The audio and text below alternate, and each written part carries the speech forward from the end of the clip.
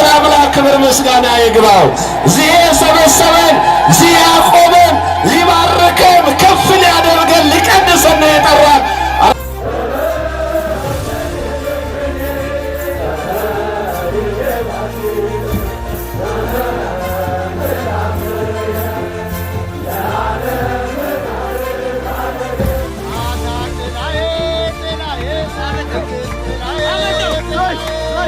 በአታ ማለት ማርያም ማለት አይደለም።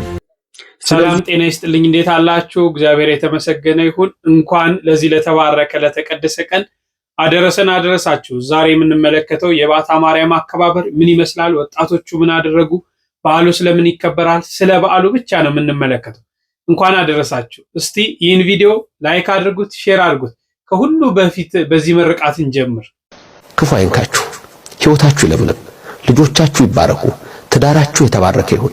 ክፉ አይንካችሁ፣ የሰይጣን ኃይል ከእግራችሁ በታች ይጣልላችሁ፣ የሚፈታተን ኃይል ያርቅላችሁ።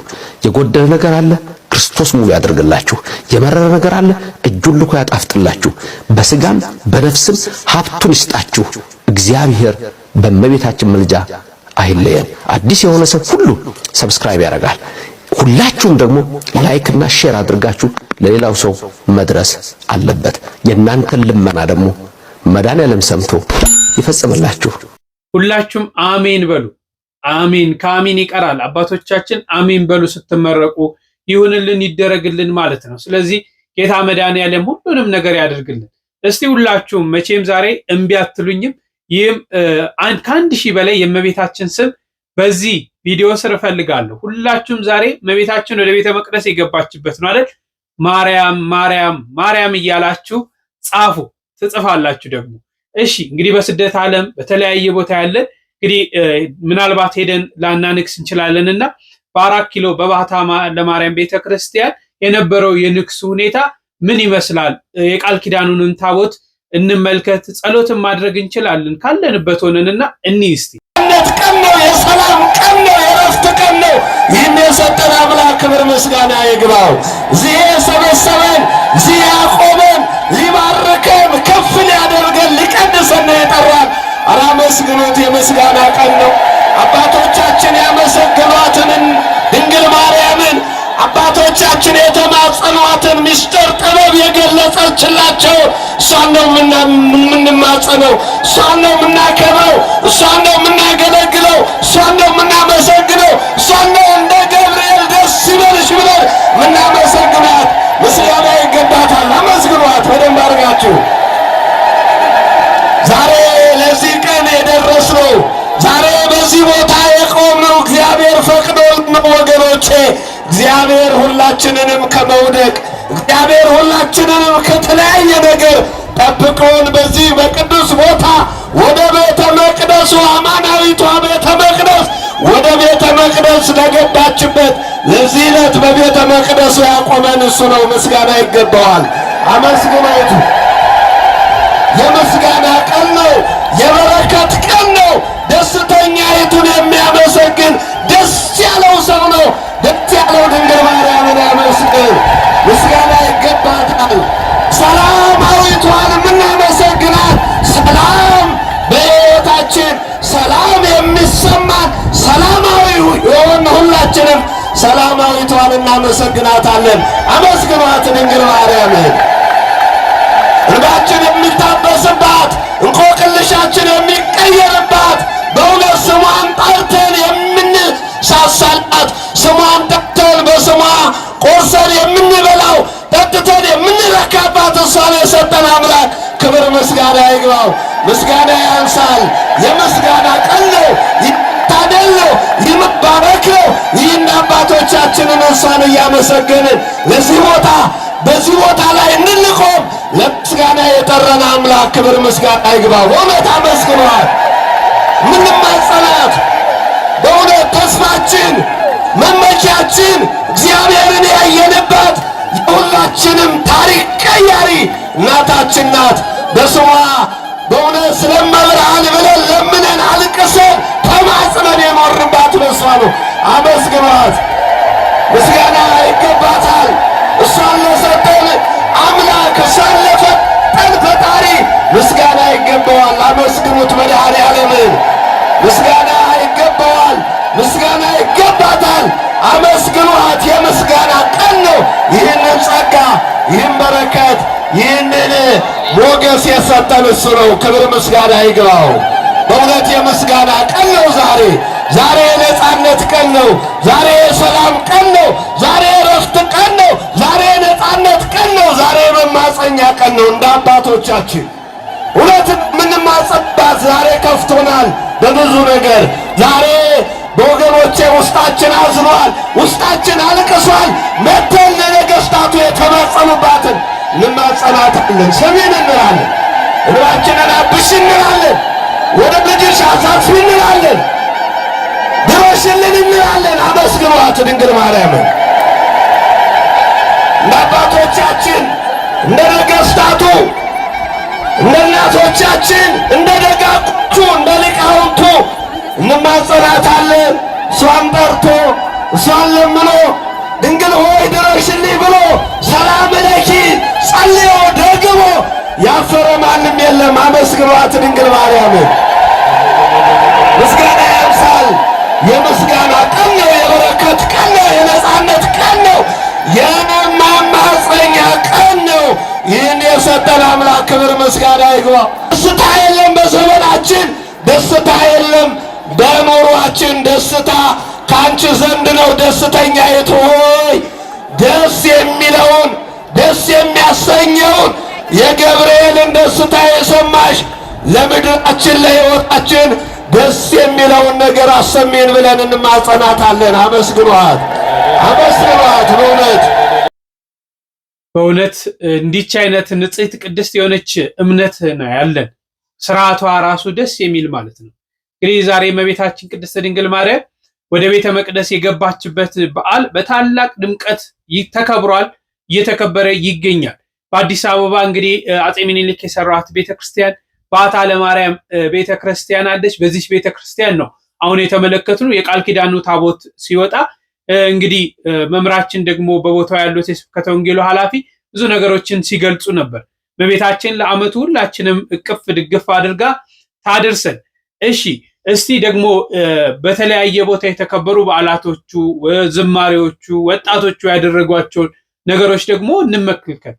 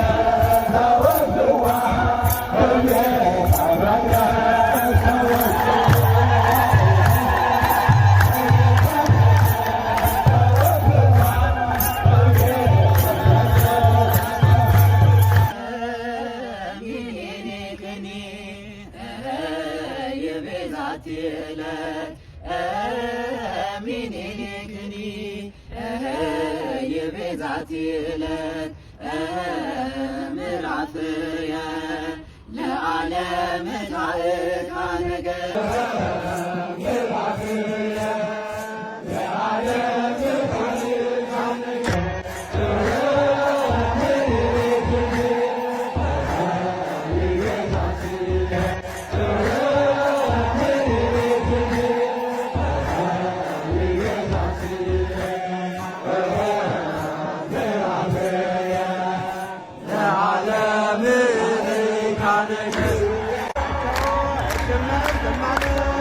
አዋፉ በሰማይ ሲያይሿል እርግቡ በሰማይ ሲያይሿል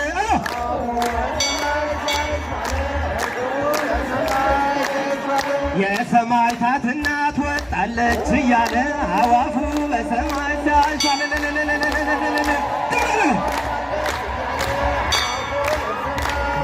ጳጳሳቱ ያስልኩብኝ ነገሥታቱ ይልኩብኝ አፄ ቴዎድሮስ ይልኩብኝ ዛሬስ ለባታ ስር አለብኝ ዛሬስ ለእናቴ ስር አለብኝ ሰመረ መረ ሰመረ ሰመረ ሰመረ ከርሞ እንገናኝ አለት ደስ አይልም? ከማህሌቱ አገልግሎት ጀምሮ በውጭ በአውደ ምሕረቱ ያለውን በጎንደር በዓታ ለማርያም ያለውን በዚህም በተለያየ ቦታ ያሉትን ነው ሰብስቤ ያመጣውላችሁና እንግዲህ ዝማሬ መላእክት ያሰማልን። እኛም አብረን ዘምረናል ብዬ አስባለሁ። ዝማሬ መላእክት ያሰማል። እዚህ ላይ ግን አንድ ወንድም እንግዲህ በዓታ ጥላዬ ጥላዬ የሚለው መዝሙር አለ አይደል? በዓታ የእመቤታችን ስም አይደለም ይላሉ አንድ መምህር። እንስማቸው እስቲ። በዓታ ማለት ማርያም ማለት አይደለም። ስለዚህ ነገር ጥቂት ነገር ልንገራቸው። ሁላችሁም ይህ ቪዲዮ ለሁሉም እንዲዳረስ ታዲያ ሼር፣ ኮፒ ሊንክ፣ ላይክ ማድረጋችሁን እንዳትረሱ። ያው ቀስ ብዬ ነው የማወራው፣ እንግዲህ ታግሳችሁ ስሙኝ። ማለት ያው ጉሮሮዬ ትንሽ ስለታመመ ማለት ነው። እና ብዙዎቻችን አሁን በተለምዶ ማለት ነው በዓታ ማርያም እንላለን። ነገር ግን በዓታ ማለት ማርያም ማለት አይደለም። በዓታ ማለት ትርጉሙ ቧገባ ከሚለው የግዕዝ ቃል ይወጣና በዓታ ማለት መግባቷ ማለት ነው። በዓታ ማለት መግባቷ ማለት ነው። እና ይሄ በዓታ ማርያም ትርጉም አይኖረውም። ትርጉም የሚኖረው እንደዚህ ሲሆን ነው። በዓታ ለማርያም የማርያም መግባቷ ከሆነ ትርጉም ይሰጣል። ነገር ግን በዓታ ማርያም ምንም ትርጉም አይሰጥም። ልደታም እንደዚያው ማለት ነው። በዓታ የሚለው ለቦታ ስም ልንጠቀምበት እንችላለን፣ ልደታንም እንደዚያው። ነገር ግን በዓታ ብለን ማርያም ማለት አንችልም። ይሄ ለምሳሌ በዓታ ለአጸደ ማርያም ብንልም የአጸደ ማርያም መግባቷ በቃ ቋንቋ ነው እንጂ በዓታ ማለት ማርያም ማለት አይደለም። እና ብዙዎቻችን በዓታ ማርያም ነው በተለምዶ የምንለው። ነገር ግን መባል ያለበት ትክክለኛው ምንድነው ሲባል በዓታ ለማርያም ነው። በዓታ ለማርያም የማርያም መግባቷ ማለት ነው። ስለዚህ ይችን ሁላችንም እንወቃት። እንኳን ድንግል ማርያም ወደ ቤተ መቅደስ ለገባችበት ለዓመታዊ ክብረ በዓል በሰላም አደረሳችሁ። ሁላችሁም አስተካክላችሁ ኮመንት ላይ ማለት ነው በዓታ ለማርያም እያላችሁ ጻፉልኝ። የማርያም መግባቷ ወዴት? ወደ ቤተ መቅደስ መግባቷ ማለት ነው። ሁላችሁም በዓታ ማርያም ማለት አይቻልም፣ በዓታ ለማርያም። በእናንተ ጽሑፍ ብዙዎች ይማራሉ። ጻፉልኝ ቪዲዮ። አዎ በዓታ ለማርያም እንግዲህ መግባት ነው። በዓታ ለማርያም እመቤታችን ወደ ቤተ መቅደስ የገባችበትን በዓታ ለማንም ሰው በዓታ የሚለው የእመቤታችን ስም እንዳልሆነና አብሮ ምን እንደሆነ በደንብ ገልጾልናልና እንግዲህ በዓትዬ ስንል እመቤታችንን እያልን ሳይሆን ያው መቼም በንጹህ ልብ ስለምንል ድንግል ማርያም ትሰማለች። በዓትዬ በዓታ ስንል መግባትን ነው እንጂ የእመቤታችን ስም እንዳልሆነ፣ በዓታ ለማርያም ስንል እመቤታችን ደግሞ ወደ ቤተ መቅደስ የገባችበት እንደሆነ በደንብ ልናስተውል ያስፈልጋል ማለት ነው። እንግዲህ በዓሉ የዛሬው በዓል ስለምንድን ነው የሚከበረው? ምንስ ማለት ነው? ታሪኩ እንዴት ነው? የሚሉ ሰፋ ያሉ ነገሮችን መማማር አለብን። በእንደዚህ አይነት ሁኔታ ስለ ቤተ ክርስቲያናችን ትንሽ ማወቅ ስላለብን ስለሱ ብቻ ነው ዛሬ ያስኩላችሁ። ሌሎች መረጃ የለም። ዛሬ እመቤታችን ወደ ቤተ መቅደስ የገባችበትን ዕለት ነው እያከበርን ያለነውና እንደው ትምህርቶችን ተምረን እንመለስ። ገና በ3 ዓመቷ የመነነች መናኒት ድንግል ማርያም ናት እኮ የመነኮሳት እናት። አፏ ያልፈታች ልጅ አመጣው እንኩ ተቀበሉ እንተባለ። ምን ልናደርጋት ነው? ይችል ልጅ ምን ልናበላት ነው? እንዴት ልናደርጋት ነው ተብሎ ሰው ሁሉ ተንጓለለ። መልአኩ ፋኑኤል ከች አለና ደረሰ። ኋላ መልአኩ ሲመጣ ህብስት ሰማያዊ በቀኝ እጁ ጽዋ ሰማያዊ በግራ እጁ ይዟል። ካህኑ ዘካርያስ ለአንተ ነው መሰል የመጣ ቅረብ አሉት። እኔ ነኝ ብሎ ዘካርያስ ቀረብ ሲል መልአኩ ወደ ላይ ወጣበት። ሌሎቹ ካህናት ሲቀረቡ አልሆነም። ሐናና ኢያቄም ቅረቡ ቀረቡ፣ አልሆነም። አምላከ እስራኤል የሚያደርገውን የሚያውቅ የለም። እስቲ ይህችን ብላቴና ትተሻት ፈቅ ባልትታት ፈቅ ስትል ግራ ክንፉን አንጥፎ ቀኝ ክንፉን አጎናጽፎ መገባትና አረገ። ይህንን ተመገበችና በሉ እንግዲህ ወንዴት ሐምን እናስቀምጣት ወደ መቅደስ ትግባ ተባለ። ወደ መቅደስ ወስደው ማምላክን የ3 ዓመት ልጅ ናት። ድንኩል እያለች እንዲው እመቤቴን እግዚአብሔር አቅማችን ያውቃል አይገንጥልንም እንጂ እመቤታችን እንደው ላሳይ ቢለኝ እኔ ሕፃኑን አሳየኝ ነበር ምነው የ3 ዓመት ልጅና የአምላክ እናት ድንኩል ስትል ባያት ደስ ይለኝ ነበረ በእውነቱ ማለት ነው። ድንኩል እያለች መቅደስ ሰተት ብላ ገባች። ሌላ በኋላ እናቷን ዘወር ብላ አላየቻት። እንዲህ ዘወር ብላ ራሱ አላየቻት። ሰተት ብላ ገባች። ቅዱስ አትናቴዎስ የመናንያን እናት ናትና ይላል።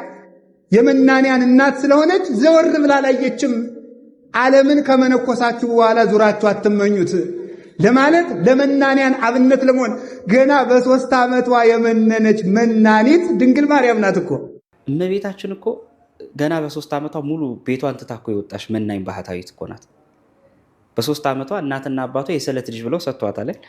አንዲት ልጅ ያለ እናትና አባቷ 3 ዓመት ጀምሮ ማደግ በጣም ከባድ ነው። ስለዚህ ሐዋርያት የኖሩትን ኑሮ እሷ ኖራለች። ጴጥሮስ እኮ ሚስትና ማቱን ነው ትቶ የወጣው። እሷ እኮ ሙሉ እናትና አባቷ ፍቅር፣ ሙቀት፣ ልምላሜ እኮ ነው ትታ ሄደችው። በ3 ዓመቷ የመነንሽ ባህታዊት ለአምላክ የተዘጋጀች በኦሪት ቤተ መቅደስ የኖረች የአዲስ ኪዳን ቤተ መቅደስ እኮ ነው። ታኅሳስ 23 ቀን የምናከብረው እመቤታችን በዓታ ለማርያም በዓት ይዛ ገባች የምንላት እኮ ለዛሬ መናንያን እኮ ምሳሌ ናት። ሐዋርያት ሁሉን ትተው ቢከተሉ እሷ ግን ቤቷን ትታ ተከተለች። ጌታ ሐዋርያት ምን አለ? መስቀሌን ተሸክሞ የማይከተለኝ ለእኔ ሊሆን አይችልም ወይም አይገባውም። የሚደንቅሽ እመቤታችን መስቀል አይደለም የተሸከመችው፣ ከሱ በላይ በመስቀሉ የተሰቀለውን ጌታ ፍጹም ሰው እንደመሆኑ እጁን ይዛ በበረሃ መራቸው። እንደ አምላክነቱ ግን እሱ ይመራታል። ወዲህ በእሱ አቅፍ ነው። ወሱ አቅፍ መሆኑ ግን በአብ እቅፍ መሆኑን አላጠፋበትም። ወዲህ ራበኝ ጠማኝ ይላታል፣ ልጅ ነውና በእንተ ተሰጎቱ። በሰማይ ደግሞ የተራቡትን የተጠሙትን ያጠጣል።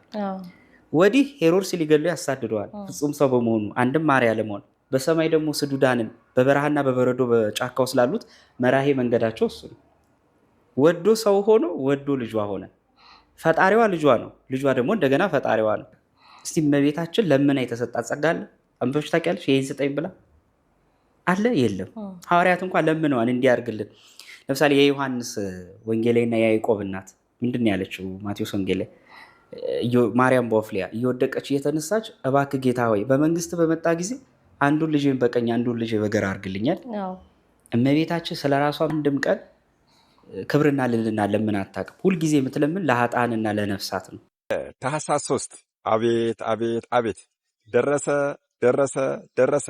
እንኳን አደረሳችሁ። በእውነት የፍጥረታት ሁሉ መመኪያ ዓለም ይድንባት ዘንድ ምክንያት የሆነች ነጭ ርግብ ዓለም ሳይፈጠር በአምላክ ልቦና ታስባ ትኖር የነበረች እናታችን ቅድስተ ቅዱሳን ቅድስት ድንግል ማርያም ወላዲተ አምላክ እመብርሃን ገና በ3 ዓመቷ ወደ ቤተ መቅደስ የገባችበት ከ33ቱ አበይትና ዋና በዓላት አንዱ የሆነው ታላቁ ክብረ በዓሏ ደረሰ። አደራ ይህን ቪዲዮ እንግዲህ የምትችሉ ሰዎች ብዙ ጊዜ በደንብ አድርጋችሁ ኮፒ ሊንክ አድርጉልኝ። የማትችሉ ሰዎች ደግሞ ቢያንስ 3 ጊዜ ኮፒ ሊንክ አድርጉልኝ፣ ለሁሉም ይዳረሳል። ለቤቱ አዲስ የሆናችሁ ፎሎ ማድረግ እንዳይረሳ።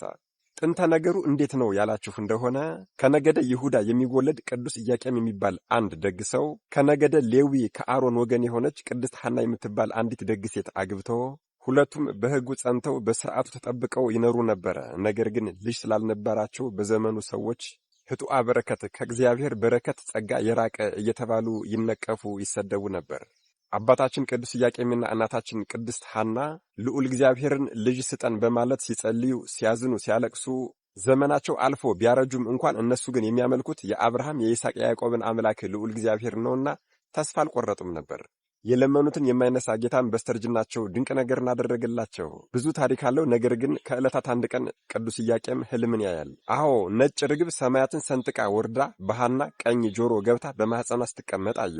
እርሷም በተመሳሳይ ሰዓት እናታችን ቅድስት ሐናም ሕልምን አየች። የባለቤቷ የቅዱስ ኢያቄም በትር አብቦ አፍርቶ ጣፋጭ ፍሬን አፍርቶ ያንን ፍሬም ሰዎች እየተመገቡ ሲደሰቱ ተመለከተች። እነሱም ተገናኝተው ሕልማቸውን ተጨዋውተው የእግዚአብሔር ፈቃድ ይሁን ብለው ለ7 ቀን በጸሎት ከሰነበቱ በኋላ በ7ኛው ቀን ብስራተ መልአክ ሊቀ መላእክት ቅዱስ ገብርኤል ነሐሴ 7 ቀን ክንፉን እያማታ ወደ እነርሱ ደረሰ። ዓለም የሚድንባት የፍጥረታት ሁሉ መመኪያ የሆነች ልጅን ትወልዳላችሁ አላቸው። እንደ ሥርዓቱም አብረው አድረው ነሐሴ 7 ቀን እናታችን ቅድስተ ቅዱሳን ቅድስት ድንግል ማርያም ተጸነሰች። ለዚህ አይደል እንዴ ሊቁ አባታችን አባ ሕርያቆስ በቅዳሴ ማርያሙ ድንግል ሆይ ኃጢአት ባለበት በሥጋዊ ፍትወት የተጸነስሽ አይደለም ያለው? ሊቁ አባታችን አባ ጊዮርጊስ ዘጋስጫ ደግሞ በመጽሐፈ ሰዓታት ቀበል አደረገና ድንግል ሆይ መጸነስሽ ያለ በደል ያለ ጥፋት ነው፣ የተወለድሽበት ማኅፀንም ቅዱስ ነው አለ።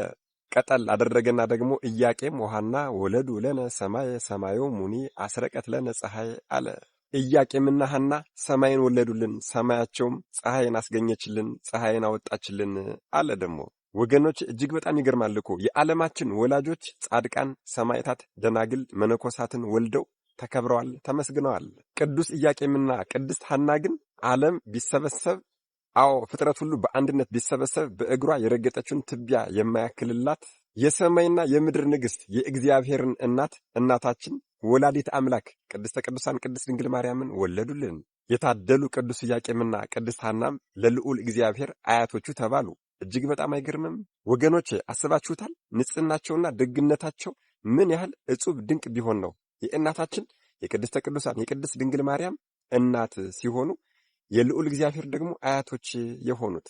እናታችን ቅድስተ ቅዱሳን ቅድስት ድንግል ማርያም ነሐሴ 7 ቀን ተጸንሳ ግንቦት 1 ቀን ተወልዳለች። ከአዳም ስህተት በኋላም ያለ ጥንተ አብሶ የተወለደች የመጀመሪያ ፍጥረት ሆናለች። እነዚህ ቅዱሳን ወላጆችም እናታችን ቅድስት ድንግል ማርያምን ከወለዱ በኋላ እስከ 3 ዓመቷ ድረስ በሕጉና በሥርዓቱ ሲያሳድጓት እናታችን ቅድስት ሐና ቅድስት ድንግል ማርያምን ከእቅፏ አውርዳት እንኳን አታውቅም ነበር። እጅግ በጣም አይገርምም? ከተወለደች እስከ 3 ዓመቷም ድረስ ቅዱሳን መላእክት እየመጡ ያጫውቷት አብሯት ይውሉ ነበረ። ልክ 3 ዓመት ሲሞላት ግን በእናታችን በቅድስት ሐና አሳሳቢነት እርሷ እናታችን ብጽዓታቸው ስዕለታቸው ናትና ሊፈጽሙ ተዘጋጁ። እናታችን ቅድስተ ቅዱሳን ቅድስት ድንግል ማርያምንም ይዘው ወደ ቤተ መቅደስ ታኅሳስ 3 ቀን ሲሄዱ ሕዝቡና ሊቃነ ካህናቱ ሊቀ ካህኑ ያን የነበረው የመጥምቀ መለኮት ቅዱስ ዮሐንስ አባት ካህኑ ዘካርያስ ነበረ። እንዲሁም ደግሞ አረጋዊ ስምዖንም ነበረ። ወስደው ሊያስረክቧቸው ሲሉ ይህችን ቅድስት ምን እናበላታለን ምን እናጠጣታለን ብለው በሚጨነቁ ጊዜ ሊቀ መላእክት ቅዱስ ፋኑኤል ሊቀ መላእክት ቅዱስ ፋኑኤል ከሰማየ ሰማያት ወርዶ ህብስትና ጽዋ ይዞ ታያቸው። ከሊቀ ካህኑ ከቅዱስ ዘካርያስ ጀምሮ ሁሉም ሕዝብ ህብስቱና ጽዋውን ለመቀበል ወደ መልአኩ ሲጠጉ መልአኩም ወደ ላይ እየሄደባቸው ተቸገሩ። በመጨረሻም እናታችን ቅድስተ ቅዱሳን ቅድስት ድንግል ማርያም ወላዲተ አምላክ መብርሃን በተጠጋች ጊዜ ግን ይሄ ቅዱስ መልአክ ቅዱስ ፋኑኤል ከመሬት አፈፍ አድርጎ ወደ ላይ አነሳትና በክንፎቹ ጋርዶ ሰማያዊውን ማዕድ መገባት። በዚህ ደስ የተሰኙ ካህናቱና ሕዝቦች በሙሉ የምግቧ ነገር ተያዘልን ብለው ታኅሳስ 3 ቀን እናታችን ቅድስት ድንግል ማርያምን ወደ ቤተ መቅደስ ይዘዋት ገብተዋል ማለት ነው። እንግዲህ ወገኖች የስሙ ትርጓሜ መጋቤ ድንግል የሆነው የዘላለም ሕይወትን ለሚወርሱ ሰዎች ተስፋ ይሆን ዘንድ ንስሐ በሚገቡ ሰዎች ላይ የተሾመ ሰይጣናትን የሚያሳድድ አጋንንትን የሚያዳፍን ሰዳዴ ሰይጣናት ወመድፈን አጋንንት የተባለው የሶርያው ንጉሥ ወልደ አዴር ኢየሩሳሌምን በተቆጣጠረ ጊዜ የእግዚአብሔርን ነቢዩ ኤልሳዕንና የእስራኤልን ሕዝቦች ለማዳን ሰማያውያን መላእክትን ሰራዊትን አስከትሎ መጥቶ በከተማዋ ላይ የሰፈረና የወልደ አዴርን ሰራዊቶች በሙሉ ዓይናቸውን ያጠፋ ነቢዩ ኤልሳዕንም እየቀሰቀሰ እንደ እናት እንጎቻን ያበላው የነበረ እናታችን ቅድስተ ቅዱሳን ቅድስት ድንግል ማርያም ወላዲተ አምላክ መብርሃንንም ከ3 ዓመቷ ጀምሮ እስከ 15 ዓመቷ ድረስ ለ12 ዓመታት ያክል ሰማያዊ ህብስትና ጽዋን እያመጣ በእየቀኑ ይመግባትና አብሯት ይውል ያጫውታት የነበረው ታላቁ ሊቀ መላእክት ቅዱስ ፋኑኤል ታኅሳስ 3 በዓሉ የሚከበርበት አንዱ ምክንያትም ይሄ ነው ማለት ነው። እንግዲህ ወደ ቀደመ ነገራችን እንመለስና አማናዊት መቅደሰ መለኮት ቅድስተ ቅዱሳን ቅድስት ድንግል ማርያም ወደ ኦሪቱ ቤተ መቅደስ በገባችበት በዚህ በታኅሳስ 3 ቀን ልክ እንደ ሊቃውንቱ እንደዚህ እያልን እንማጸናታለን። ምክንያቱም ለእናታችን ለቅድስተ ቅዱሳን ለቅድስት ድንግል ማርያም ያልተሰጣት ምንም አይነት ቃል ኪዳን የለምና በዓሏን ያከበረ ሰው በሙሉ ይሆንልኛል ይደረግልኛል በማለት በፍጹም እምነት ቢማጸንና ቢለምን ሁሉም ነገር ይሆንለታል፣ ይደረግለታል። ማርያም አንቲ ሰዋሰው ዘምድረ ሎዛ ዲቤኪ ትዕርግ ጸሎቴ ከመጼና ሰናይ መዓዛ አበለ ነፍሴ ታሰስል ትካዛ አለ። እጅግ በጣም ይገርማል እኮ። ያዕቆብ በፍኖተ ሎዛ ባያት የእሳት መሰላል የተመሰልሽ እናቴ ቅድስት ድንግል ማርያም ሆይ በነፍሴ ውስጥ ያለውን ሐዘንና ትካዜ ታስወግጅልኝ ዘንድ ጸሎቴን ልመናዬንና ምልጃዬን እንደሚወደደው እንደ አቤል መስዋዕት እንደ አቤል መዓዛ አድርገሽ አቅርቢልኝ አሳርጊልኝ እያልን እንማጸናታለን ማለት ነው። መድኃኔ ዓለም ኢየሱስ ክርስቶስ ከእናታችን ከቅድስተ ቅዱሳን ከቅድስት ድንግል ማርያም ወላዲተ አምላክ እመብርሃን ዓመታዊ በዓሏ ረድኤት በረከት ያሳትፈን። አሜን። ይቆየን። ለመምህሮቻችን እግዚአብሔር አምላክ ቃል ሕይወትን ያሰማልን። በሚገባ በተገቢው መንገድ ገልጸውታል፣ በደንብ አስተምረዋል። ከታሪኩ አመጣጥ ጀምሮ ማለት ነው። እንግዲህ ይቺ ናት የኛ እምነት፣ ይቺ ናት ተዋህዶ፣ ይቺ ናት የኛ እንቁ የሆነች እምነታችን። በዚህች እምነት ውስጥ ስላለን ብቻ ደስ ሊለን ይገባል። ወላዲተ አምላክ ቅድስት ድንግል ማርያም ቅፍ ድግፍ አድርጋ ደግሞ ለዓመቱ በሰላም ሁላችንንም ከቁጥር ሳታጎል የልቦናችንን መሻት ከኃጢአት በስተቀር ፈጽማልን ሀገራችንን ሰላም ቤተክርስቲያናችንን ሰላም አድርጋ ለዓመቱ ሁላችንንም ታደርሳችሁ እግዚአብሔር አምላክ በቤቱ ጸንተን ስጋውን ደሙን ተቀብለን እንድንኖር የእርሱ የአምላካችን መልካም ፈቃድ ይሁንልን ለማለት ወዳለሁ። ሁላችሁም እስከ አሁኗ ሰዓት አብራችሁ ስለነበራችሁ እጅግ አድርጌ አመሰግናችኋለሁ። ለዓመቱ በሰላም ያደርሰን። በቤታችን ተባረካችሁ፣ ጎደሏችሁን ሁሉ ትሙላችሁ። በሌላ ጊዜ እስክንገናኝ እጅግ አከብራችኋለሁ። ቸር ቆዩልኝ።